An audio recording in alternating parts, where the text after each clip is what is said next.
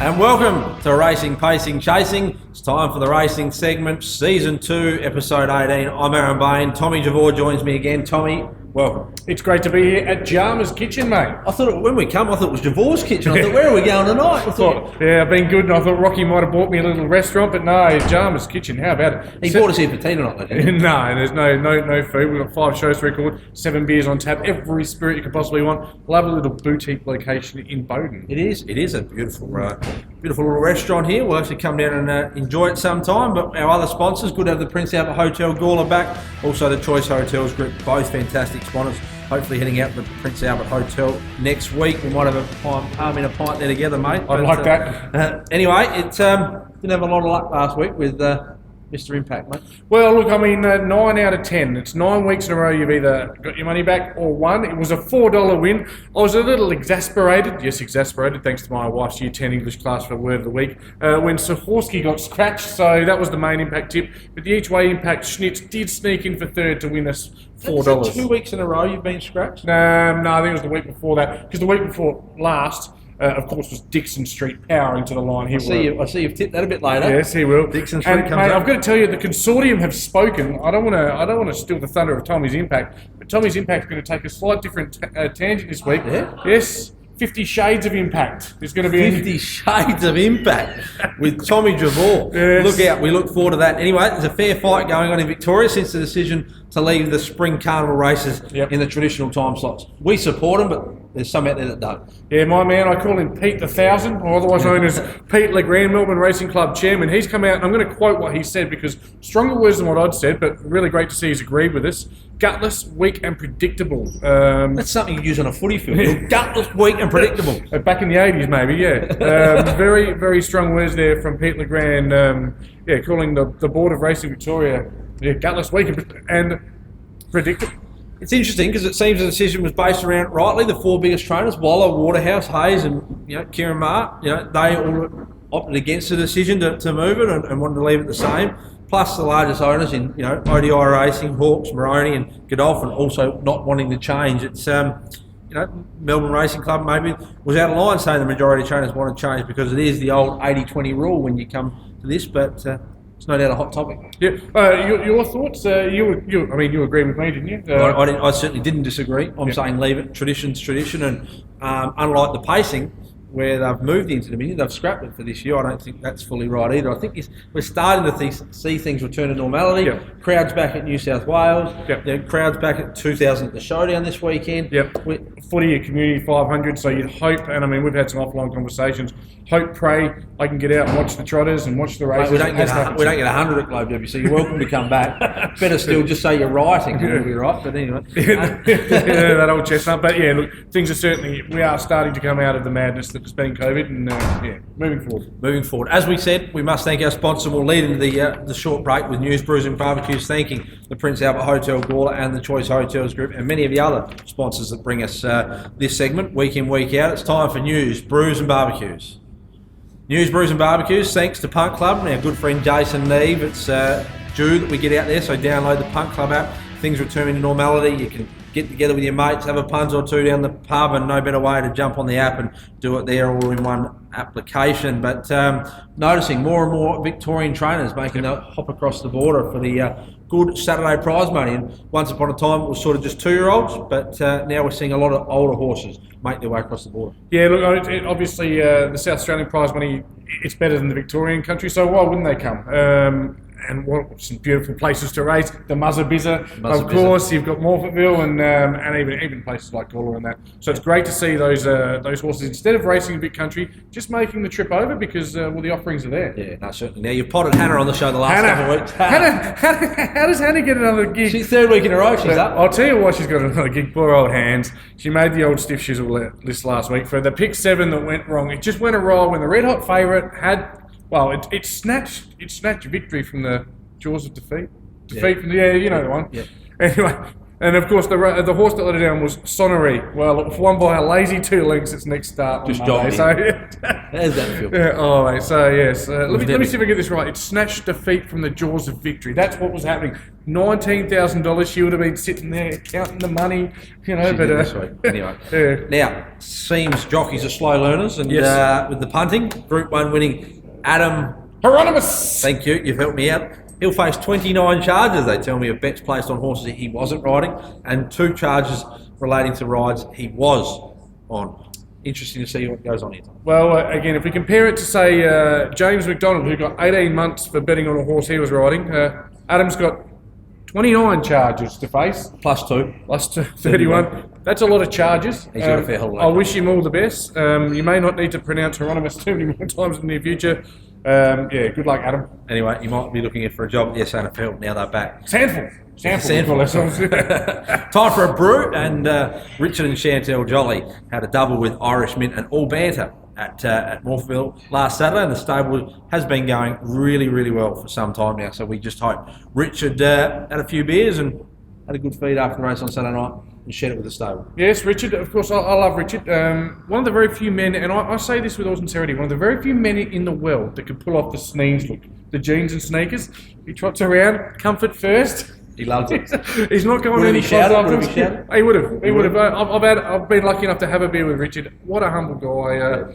You know, I'm a nobody. He gave me the time of day. So, mate, you're everybody. You're RPC's main man. I'm the man of the people. But no, but Richard, he certainly would have shouted. And I reckon Richard would come up to you now and say, "G'day, Tommy's Impact." He wouldn't know you as Tommy Jimbo. He'd know you as Tommy's Impact. That's right, Mr. The man Impact. behind Impact, Mr. Impact. Anyway, we're going to barbecue one man in studio tonight. I wonder if he can hear us offset. Well, I can hear him. You can hear him? Away. We've got 3 former AFL players and a 5-time Olympian over there. Just Greg Anderson, listen up. Right? We've got the sights for you this week in our barbecue. He called Rock on Saturday morning and said he needed a winner. Yep. Wanting some assistance to make himself look like the Kramer of Adelaide punting, you know, with his family of non-winning punters. Yes, now you do remember, I read the notes, do you remember the episode of Seinfeld where Kramer was on the horse and he rode it home? That horse's name was Pumpernickel, and Pumpernickel got the job at about the same sort of odds that you're talking about. Our great man Rock tipped him into a horse called Credence at Flemington, $31. 31s. Freely available. Sounds like a Tommy's Impact tip. One like a good thing, and we got rewarded tonight. Fresh air, mate. Nothing. Donuts. Did you see him walk in with a fistful of 50s? You think about all the money he saved on haircuts over the years. He hasn't even given the decency to turn around from his chat behind us on set and talk to us and say, "Well done, thanks for the tip." You know. No. Greg Anderson, you're barbecued, mate, and we don't give second chances.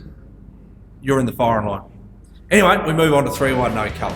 3 Wide No Cover, thanks to our team, Steve McInerney, his team at MGA Insurance Brokers, and we're going to stick with one here this week, we've been told, stable member, Alsvior. Alsvior, we actually rehearsed this before. Alsvior, it just flows off the tongue. Really lived up to the segment name, 3 Wide No Cover. He was apparently 3 wide the entire trip. Still loomed up to win and peak with about 40 metres to go to get beaten in an inch into 4th place. For that reason, he stays in our stable. Beep, beep, beep. Back it up in the words of George Costanza. Stick with the Seinfeld thing.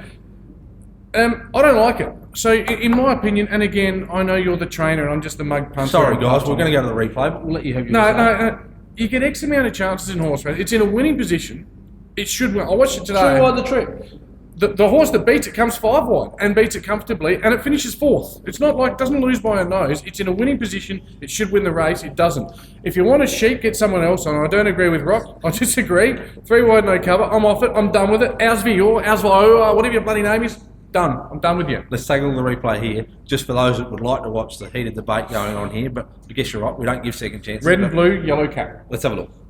Mosh has got to the outside with Anguston. Further back, Classy Joe and Jarmint. Stan the Caddy dropped off. Great Buy starting to paddle. And Alsvior wider out. 4 of a kind bursting through. Classy Joe and Anguston. 4 of a kind. Anguston wider out. Carl Zetchner's only ride and he's got it home. Anguston won from probably Classy Joe. 4 of a kind and Alsvior and a 3. Oh, well, we'll agree to disagree there, Tommy. Time now for another one, and Alma Drava also goes around this week. Race 4 at Murray Bridge, drawn 11. Just means you get a better price, Tommy. Yeah, well, okay. Are you with me? I haven't followed our driver, so I'd have to have a look. No one out of the stable. Quick question without notice there. It has one before, hasn't it? Yes. For us, yeah. We'll have a look. Again, drawn wide, so you probably get a bit of value. So, But this week we're having a look at one more in race. It was a race of Gordon Richards' train called Flop. Now I had a bit of vested interest. My punters club, the Payne and Punters Club, going quite poorly currently. We had a lot invested in this, and it went wide. It went very, very wide. Look, Rocky's notes tell us it went as far as 6 wide. It looks an ordinary run on paper, but when you see how much ground it covers, it made up some ground. Stay with it. Next time it'll be at odds. Once again, I'm sorry to disagree with the man that pays the bills, but I watched it closely because we were on it. Yeah, it covered a lot of ground. Yeah, maybe it could have. I don't rate it. You're in a good It was a flop. Let's take a look at the replay. Deep Victory Downs underneath it, then Chapel City. Flops running up behind them with Pretty Glass. The other two, Double Pockets and Pericini, have got plenty to do as they corner for home. And the leader, Francis Boy, at the 300. 2 lengths. Handsome Return making an effort. Simply Dreaming. And then further back, Chapel City, Open-Minded, drops out. Francis Boy kept going. Simply Dreaming trying to lift. So too Handsome Return. But Francis Boy just kept going and now moved further in front. And Francis Boy careering away to win and win well. Handsome Return or Mate, are you going to agree on anything tonight other than Tommy's impact? Because seriously, you're in a foul mood. And this week we move into Barry the Barfly. And someone who I haven't agreed with a lot lately. Baz, you've potted him. Last week, Royalty, Bain, Bazza, Butterworth all said Royalty will win. One man had the courage to stand up and say no.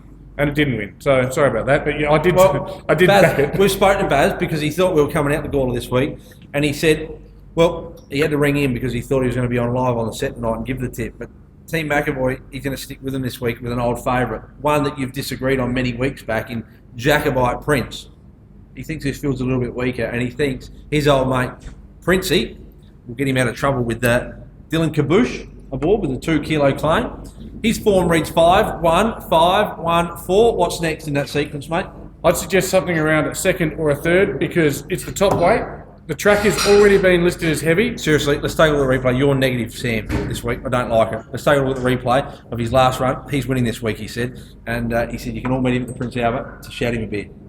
Are we having a look at the replay? The Builders Domination ran to the lead. Zara Race and Brahmavi Vahiro are closing. Brahmavi Vahiro's really letting down strongly the last 100. Ranged up, laid into Zara Race, but he's got them beat. Brahmavi Vahiro raced away from Zara. Anyway, thanks to Furu. No, if I may, not only will it not win, I'll tell you what will win, just so you know. Number 8, Love from Lucy. Is that an old pastime of yours? And if you like something rough in that same race, number 10, Holy Sangria with Stubby Holder on board. You're not backing against Baz, are you? Those 2 horses will both beat Jacobite Prince. So there you go, Jacobite Prince. There's your trifecta. Next week, if Jacobite Prince beats those 2 home, you just cracked at me. You owe a formal apology in suit and tie to Baz. Yep. All right? Boxing up the trifecta, 1, 8, 10. Suit and tie, you're looking down the camera and apologising to Baz. The 8 and 10 will both beat Jacobite Prince. It'll fade at the finish. Righto, 8-10 Jacobite Prince, righto.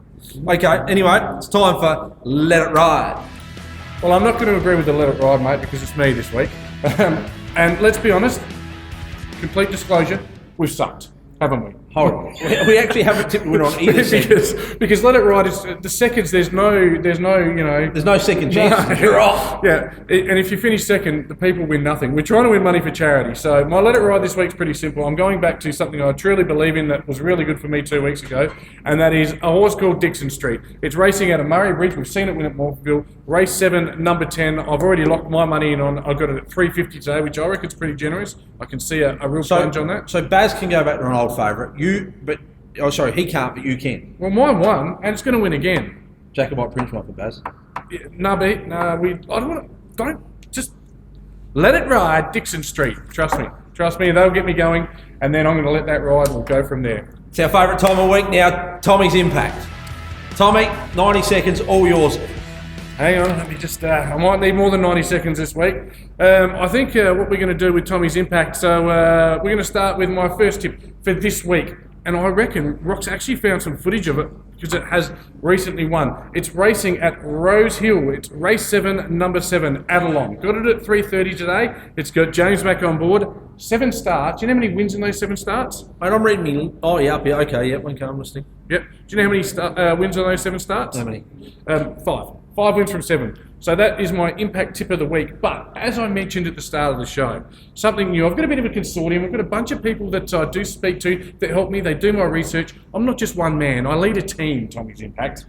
So I bring to you, instead of, I was calling it the Each Way Impact, we're calling it 50 Shades of Impact. So the crew have spoken to me this week. This is great. And this is the one we're going to have a look at. So we didn't have a replay of Adelon, but just trust me, back at 20 on the nose, mate. No worries at all. So this is your Each Way Impact. Now, what I like about this one, it's race 2 at Rose Hill, number 2, legwork. Paying $6, it's an each way special, but with various bookmakers, if you bet in the first 4 races at Rose Hill, they will double your winnings. That's right, double your winnings. 2 times 6 equals 12. Rightio. Okay, so you can get basically 12 to 1. 12 to 1 on legwork. It is, from its last 4 starts... What bookmakers with? I'm not allowed to say which bookmakers, Okay. I don't believe. Okay. I got told by the boss. So until they sign on. 3 wins from its last 4. McAvoy on board. Heavy track this weekend. It's had 2 runs in the heavy. Won them both. How do I find them? Me, my team, 50 Shades. Time for impact. Thanks, Tommy. You just deliver every week, don't you? I want to say as well, I came across as a bit of a dick this week. I argued with everything the producers said. Sorry. Let's hope I'm wrong. Otherwise, I really do look bad. But no. You've gone against the producer. Yep. You've gone against Baz. Yep. And you've potted me for the 3-1 no cover. Yeah. So you'd hope I'm right this week.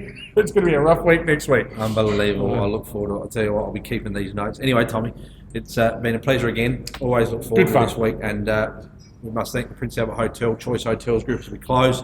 We'll see you, viewers, this time next week. Maybe. I may or may not be back. Who knows? We may have Tommy in a suit and tie looking down the camera, opening the show with a sincere apology to Baz the Barfly. Thanks for joining us, viewers. We'll see you this time next week.